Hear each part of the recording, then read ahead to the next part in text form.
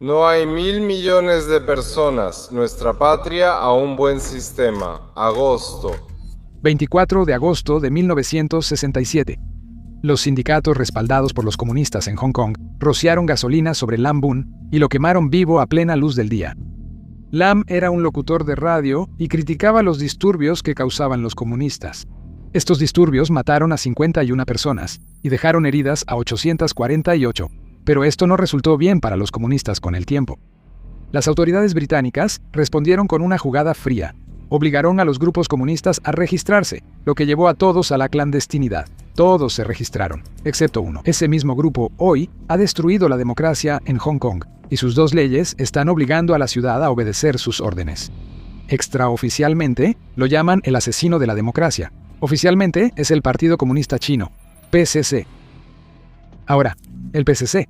Los bots intentarán enterrar este video como hacen con todos los que los exponen, excepto cuando tú le das like y volteas el algoritmo en su contra. Gracias.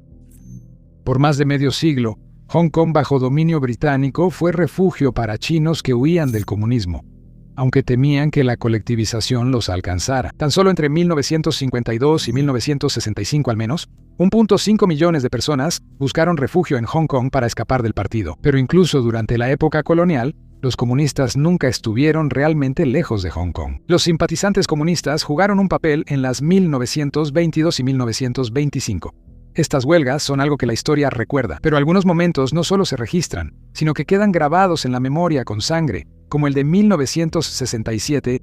Ese año, agitadores de sindicatos respaldados por comunistas instigaron disturbios. Murieron 51 personas y 848 resultaron heridas. Tras esa violencia, las autoridades coloniales obligaron a los comunistas a registrarse ante el gobierno, lo que llevó a todos a la clandestinidad, excepto el PCCH. Parece que el PCCH fue más astuto que los británicos, pero en realidad fue un acuerdo informal que nunca se puso por escrito. El PCCE nunca fue obligado a registrarse en Hong Kong, porque creó una situación imposible con la que nadie quería lidiar. Pedirles que se registraran implicaba que Pekín debía acatar la ley británica, contradiciendo la postura china de que Hong Kong era su territorio. Si los británicos insistían, arriesgaban exponer la disputa de soberanía y desestabilizar Hong Kong, que era demasiado valioso para arriesgarse a problemas. Fue la ventana clave de China al comercio, inteligencia y operaciones globales, incluso antes de tener un asiento en la ONU. El Partido Comunista Chino nunca pidió el registro, así que no hubo nada que rechazar.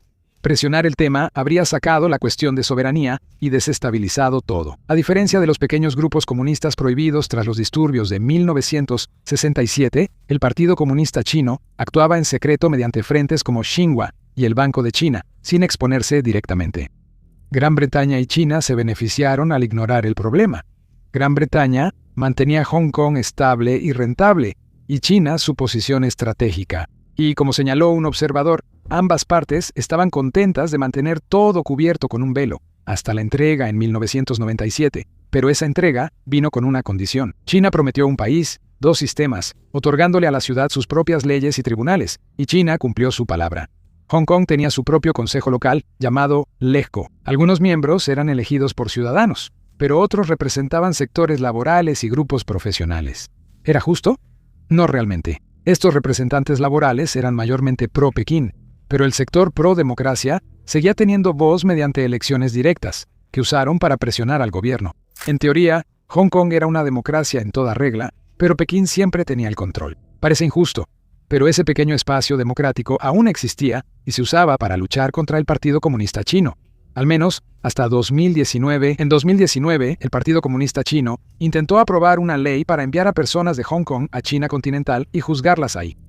La gente estaba aterrorizada, millones protestaron en las calles, y esto fue el mayor levantamiento que Pekín vio en Hong Kong. Comenzó como enojo por una ley, pero pronto la gente exigió democracia real y responsabilidad policial por el trato a los manifestantes. La ira no se desvaneció, se convirtió en venganza, pero con armas y violencia. En noviembre de 2019 se llevaron a cabo elecciones locales y los candidatos pro-democracia obtuvieron una gran victoria. Obtuvieron casi el 90% de los escaños. Esto demostró que la mayoría de la gente en Hong Kong quería democracia, pero Pekín vio esto como una amenaza directa. 6 meses después, el 30 de junio de 2020, contraatacaron. Pekín ignoró por completo al gobierno local de Hong Kong e impuso la Ley de Seguridad Nacional a la fuerza. Esta ley hizo ilegales 4 cosas: intentar separarse de China, oponerse al gobierno, terrorismo y colaborar con países extranjeros. Las definiciones eran vagas a propósito, pues casi todo podía ser delito. No se dio ninguna definición específica. Beijing creó un nuevo sistema de seguridad superior al gobierno de Hong Kong y formó un comité especial incuestionable por los tribunales. Abrieron una oficina de funcionarios de China continental que solo responden a Beijing y otorgaron grandes poderes a la policía de Hong Kong. Pueden registrar tu casa sin permiso de un juez. Pueden congelar tu cuenta bancaria cuando quieran, sin necesidad de aprobación de nadie. Pero el último clavo en el ataúd se clavó en 2021. Después de la Ley de Seguridad Nacional en 2020, Beijing fue directamente por el sistema electoral en sí. El 11 de marzo de 2011, el Congreso Nacional del Pueblo aprobó algo llamado la Resolución de Patriotas Gobernando Hong Kong. Básicamente, permitió que Beijing reescribiera la ley básica de Hong Kong como quisiera. 3 semanas después, el 30 de marzo, el Comité Permanente del Congreso Nacional del Pueblo lo aprobó y se volvió ley en Hong Kong. De hecho, China ni lo intentó ocultar, dijeron. Directamente, solo las personas patrióticas podían postularse para un cargo público. Emily Lau, una exlegisladora pro-democracia, no se contuvo. Le dijo a AFP: este sistema es degradante y opresivo.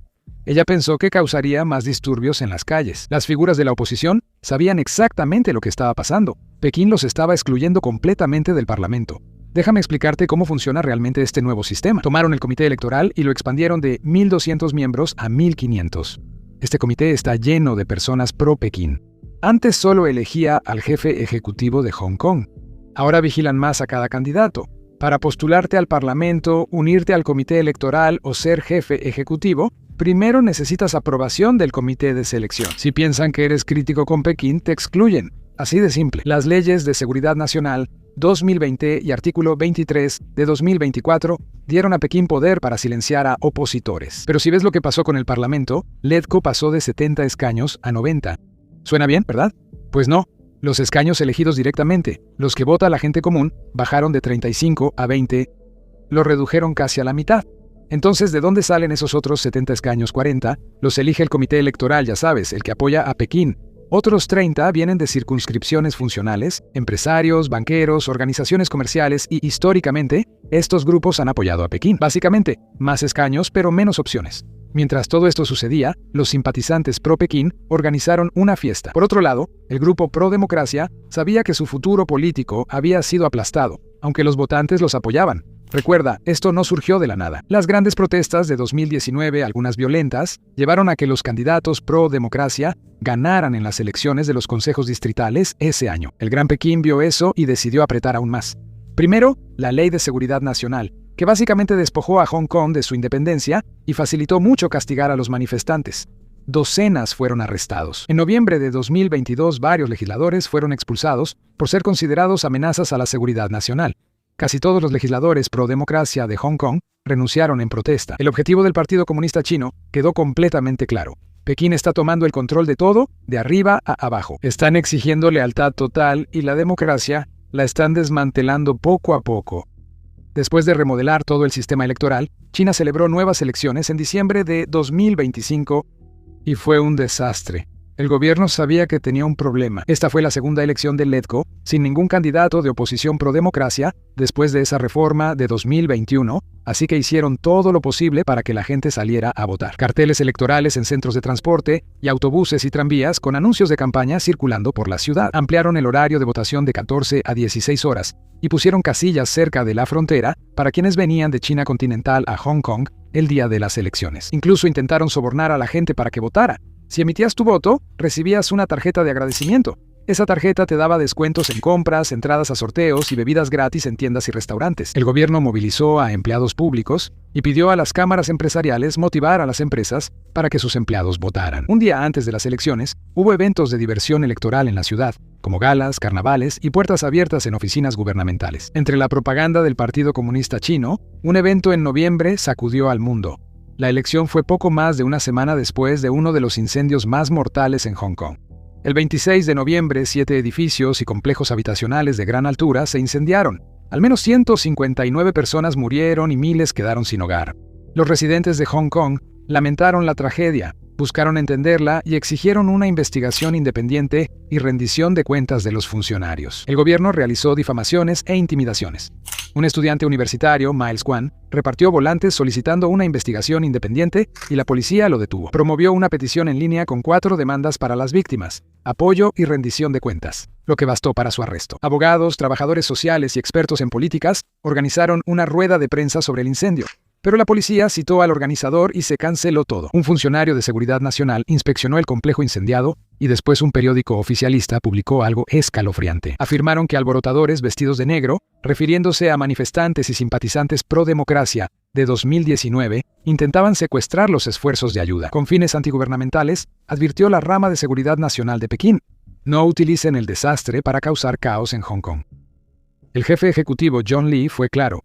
Hong Kong no tolerará a quienes aprovechen el incendio mortal ni saboteen los esfuerzos para apoyar a las víctimas.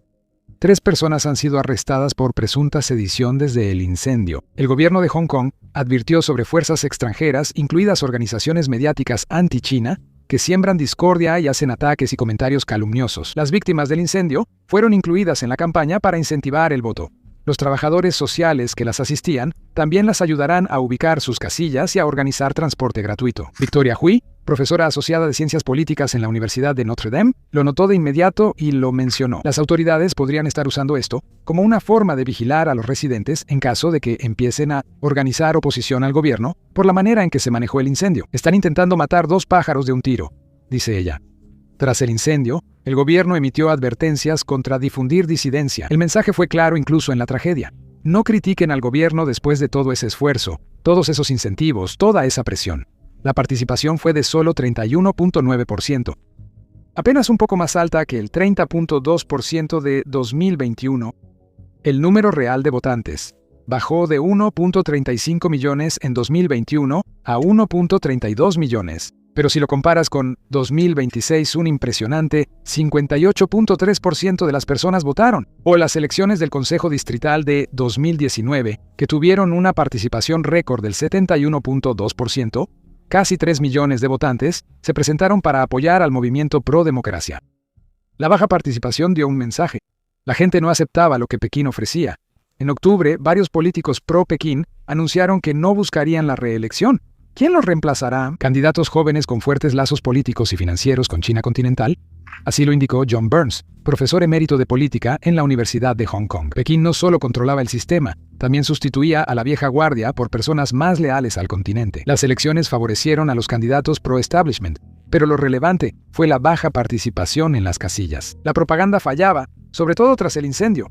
El Partido Comunista Chino se esforzó mucho y la Oficina de Seguridad Nacional convocó a medios extranjeros para criticar su cobertura. Les pidieron no difundir información falsa ni desacreditar al gobierno.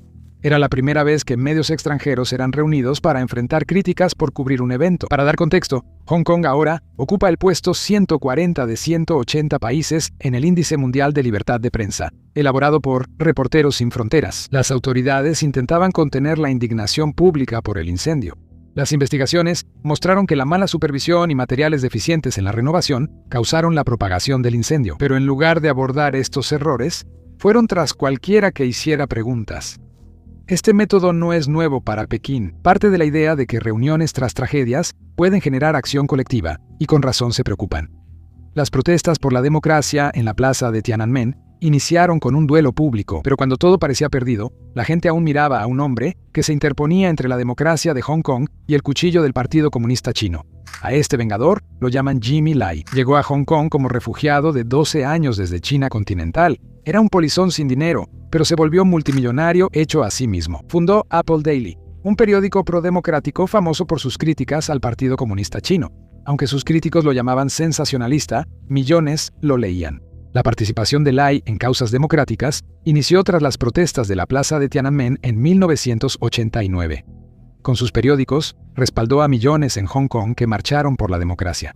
En 2014 y de nuevo en 2019, él mismo salió a las calles durante las protestas más pacíficas. Aunque es ciudadano del Reino Unido, se negó a irse. Siempre decía que le debía a Hong Kong y quería que la ciudad conservara su libertad. Eso impulsó su política. Fue muy crítico del Partido Comunista y apoyó el movimiento pro-democracia de Hong Kong. pero su lucha le costó la libertad. En una mañana invernal de 2022, Rafael Wong y Figo Chan ingresaron a la prisión Stanley en Hong Kong para ver a Lai.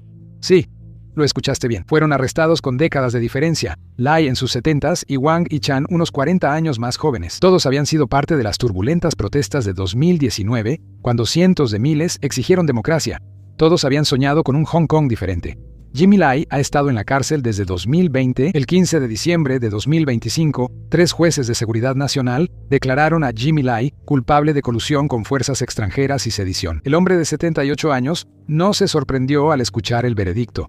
La condena del magnate de los medios, Jimmy Lai, fue el último clavo en el ataúd de la democracia en Hong Kong. Lai estuvo casi 5 años detenido, la mayoría en confinamiento solitario, más de 1,800 días en una prisión de máxima seguridad. Los jueces estaban haciendo precisamente lo que fueron seleccionados para hacer, ignorando las pruebas y usando este juicio político como un espectáculo para condenarlo. Lai había estado sufriendo de diabetes y ahora enfrenta cadena perpetua. Su familia teme que muera tras las rejas. El juicio en sí fue notable. Lai pasó 156 días en juicio, 52 de ellos en el estrado de los testigos. Él se declaró inocente de todos los cargos. Pocos creían que sería absuelto.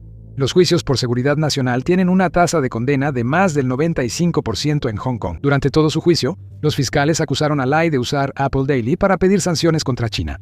Los jueces redactaron un 155 páginas, afirmaron que Lai buscaba la caída del Partido Comunista y usó Apple Daily para que Hong Kong odiara y despreciara al gobierno. Afirmaron que Lai siempre guardó resentimiento y odio hacia la República Popular China, identificándose durante años con valores occidentales. Incluso su periódico cerró en 2021, casi un año después del arresto de Lai. ¿Y cuál fue la evidencia de este crimen? Siendo un partidario vocal de Trump, Lai viajó a Washington en el apogeo de las protestas y se reunió con el entonces vicepresidente Mike Pence y el entonces secretario de Estado Mike Pompeo.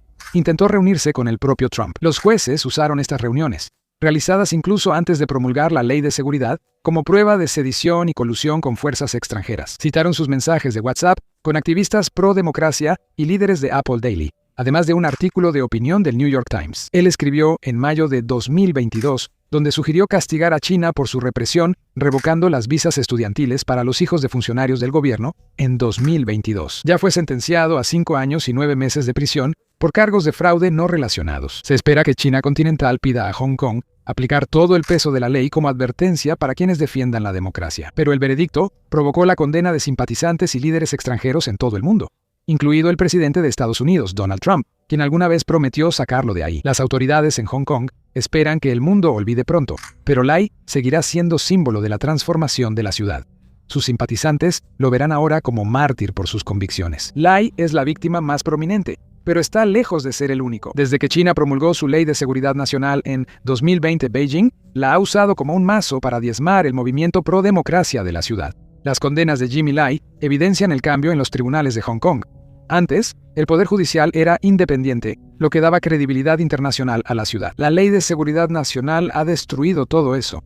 Según el artículo 44, el jefe ejecutivo puede elegir qué jueces atienden casos de seguridad nacional. Así que cuando alguien está siendo juzgado por estos cargos políticos, el gobierno literalmente está eligiendo quién decide el resultado, y no se trata solo de quién está juzgando. El secretario de Justicia puede eliminar a los jurados argumentando protección de secretos de Estado o seguridad de los mismos. Eso es exactamente lo que pasó con Jimmy Lai y esos 47 activistas pro-democracia. En lugar de un jurado de personas comunes, tienes a 3 jueces elegidos a dedo por el gobierno tomando la decisión.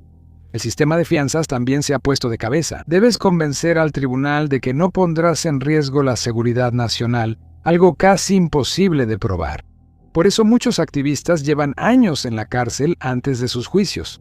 Todo esto apunta a lo mismo. ¿El Poder Ejecutivo controla lo que debería ser un proceso judicial independiente? El PCCH se embriagó tanto de poder que no solo aplastó la democracia, sino que también asesinó a la humanidad junto con ella. Por más de 30 años, el partido ha visto toda actividad cívica espontánea tras desastres como posible amenaza política. Siempre ocurre igual. Controlar la narrativa, atacar a quien hable y preferir sobrereaccionar antes que ser precavido. Para Pekín, un desastre nunca es solo un desastre. Es una posible crisis, una chispa que debe extinguirse antes de que se convierta en un incendio. Observa el patrón. Tras el terremoto de Sichuan en 2008, que causó miles de muertes infantiles, padres y activistas cuestionaron por qué las escuelas se derrumbaron y las oficinas gubernamentales no. Fueron detenidos, vigilados o silenciados. Abogados, voluntarios e intelectuales como Ai Weiwei vieron reprimidas sus investigaciones independientes. Enviaron un mensaje claro. El dolor privado era permitido, el dolor organizado no. Un choque de tren de alta velocidad en 2022, el hundimiento de un crucero en 2015, una explosión en el puerto de Taiyín que mató a 173 personas en 2022, censuraron el dolor en línea después de que un autobús lleno de personas que iban a cuarentena por COVID se accidentó. Luego, otra vez después de un incendio mortal en un departamento durante el confinamiento. Familias, ciudadanos y periodistas que buscaban la verdad, lloraban en público o exigían rendición de cuentas eran considerados peligros políticos. Lo más triste es que la última esperanza de democracia en Hong Kong acaba de morir. El partido político prodemocrático más antiguo y grande de Hong Kong está cerrando después de 31 años. El Partido Democrático se está disolviendo, dijo Fred Lee, un exlegislador. Un funcionario chino le dijo que el partido no debía permanecer hasta fin de año, cuando habrá elecciones. El mensaje fue claro: disuélvanse o enfrenten las consecuencias. Fundado por abogados y académicos liberales, 3 años antes de la transferencia de Hong Kong a China, en 1997, el Partido Democrático impulsó el sufragio universal, derechos laborales y la conservación. En una época donde era posible debatir estos temas, eran considerados moderados y abiertos a colaborar con Pekín. Los líderes del partido tenían gran poder de voto en la legislatura y solían criticar al gobierno local. Eso cambió tras las protestas de 2019. En 2025, el presidente del Partido Democrático, Luo Qinghai, realizó una conferencia de prensa. Casi 100 personas asistieron a la reunión de 2 horas. De los 121 votos emitidos, 117, es decir, el 97%, estuvieron a favor de disolver el partido. Los otros 4 fueron votos en blanco. Eric Lai, del Centro de Derecho Asiático de Georgetown, afirmó que esto demuestra que ya no hay formas viables para que existan partidos de oposición. Después del regreso de Hong Kong al dominio chino, los demócratas ocuparon más escaños que cualquier otro partido en la legislatura, mayormente pro-Pekín, hasta 2004. Los líderes del partido encabezaban importantes manifestaciones, como la 4 de junio por la masacre de Tiananmen y la Marcha Pro Democracia de julio. Estos eventos no estarían permitidos en China continental y ahora están prohibidos en Hong Kong. El apoyo cayó en 2010 tras negociaciones secretas entre líderes del Partido Democrático de Hong Kong y la Oficina de Enlace de Pekín, representante del Partido Comunista Chino en Hong Kong. Pero, ¿cómo serían las elecciones? Otros grupos pro democracia vieron esto como una traición. Luego, en 2014, una nueva generación de activistas surgió durante protestas que duraron meses, empujando al partido aún más a los márgenes. En años recientes intentaron ser un grupo cívico, pero no lograron recaudar fondos. Varios lugares privados aún cancelaban eventos a último momento. El partido donará sus activos restantes a la Asociación por los Derechos de las Víctimas de Accidentes Industriales, que apoya a trabajadores lesionados. Lowe no reveló la cantidad, pero el Partido Demócrata no fue el único en caer. La Liga de Demócratas Sociales, la LSD, anunció su disolución en una publicación de Facebook, citando una inmensa presión política. Su declaración fue desgarradora. Nos vamos con el corazón pesado y la conciencia dolida, sabiendo que no seremos los últimos en caer. Incluso al irnos, seguimos apoyando a quienes aún luchan en las sombras. Fundada en 2006, la LSD abogó por causas de base y exigió una mayor democracia. Tan recientemente como el 1 de mayo, estaban exigiendo mayores protecciones para los trabajadores. El ex legislador y fundador de la LSD, Leung Kwok-kong, estuvo entre los 45 exactivistas sentenciados en noviembre bajo la Ley de Seguridad Nacional de 2020. Leung, de 69 años, recibió 6 años y 9 meses por su papel en las primarias no oficiales, consideradas como un intento de paralizar al gobierno. Desde que comenzó la represión de Pekín, casi 100 organizaciones civiles y prodemocracia en Hong Kong han colapsado. El partido cívico se disolvió en 2023, solo queda un partido pro-democracia. La Asociación de Hong Kong para la Democracia y el Sustento del Pueblo aborda temas sociales y anima a votar en el nuevo sistema electoral. Hong Kong es un punto clave de conflicto entre China y Occidente. Estados Unidos ya sancionó a 42 funcionarios chinos y de Hong Kong por políticas que afectan la autonomía de la ciudad. El Reino Unido fue aún más lejos en su informe reciente, declarando formalmente que China está incumpliendo de manera continua la Declaración Conjunta Sino-Británica, el tratado que debía proteger el estilo de vida de Hong Kong. La condena de Jimmy Lai y el bloqueo de Pekín a parlamentarios británicos han dañado la imagen de Hong Kong como centro internacional abierto. El G7 y la Unión Europea siguen pidiendo la liberación de los presos políticos y que se elimine la Ley de Seguridad Nacional. Pero Pekín simplemente descarta todo esto como una interferencia en sus asuntos internos. Lo que está sucediendo en Hong Kong está causando repercusiones más allá de la propia ciudad. Taiwán sigue de cerca los asuntos del continente. El Consejo mencionó que la situación de Hong Kong demuestra que el modelo de un país, dos sistemas, no puede coexistir con la democracia. El presidente Lai Ching-te ha sido muy claro al respecto. Él ve la condena de Jimmy Lai y la represión contra la disidencia como la forma en que Pekín muestra lo que está dispuesto a hacer en toda la región. La cadena perpetua de Jimmy Lai no es solo sobre él o un juicio, es un punto de inflexión. Eso muestra cuánto han cambiado las cosas, no solo en Hong Kong, sino también en cómo Pekín trata la disidencia, los compromisos internacionales y su relación global. La pregunta ahora no es si Hong Kong ha cambiado, sino qué sigue y si la comunidad internacional hará algo más que solo observar.